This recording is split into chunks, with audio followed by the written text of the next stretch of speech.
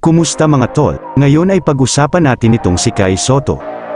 Ngunit bago ang lahat ay huwag niyo munang kakalimutan mag-like and subscribe sa aking channel para updated ka sa tuwing may upload tayong bago. So alam nga natin malapit na magbalik at maglalaro si Kai Sotto sa koponan ng Hiroshima Dragonflies. Grabe nga po ang ginawa ni Kai Sotto sa kanyang second practice sa kanyang pagbabalik mula nga po sa kanyang pagpapahinga at di paglalaro sa kanyang mga training. Napagulat nga niya dito ang head coach nila na si Kyle Millen.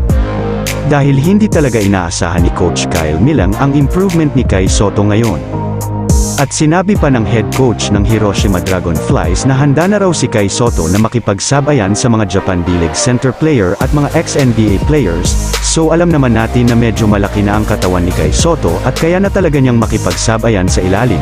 Kaya na rin niyang bototain yung mga kalaban niya at maasahan na talaga si Kai Sotto sa mga pagkuha ng offensive rebounds. Dagdag pa nga nito ni Kai Sotto ay nagfo-focus daw siya sa ngayon sa kanyang defending skills. At ang pinakamahalaga daw ang kanyang depensa at yung mga blocking ability niya. Sinabi nga po ng Wasserman na ang main thing na hinahanap ngayon ng NBA teams ay ang bilis ng mga players at kayang makipagsabayan sa mga big man.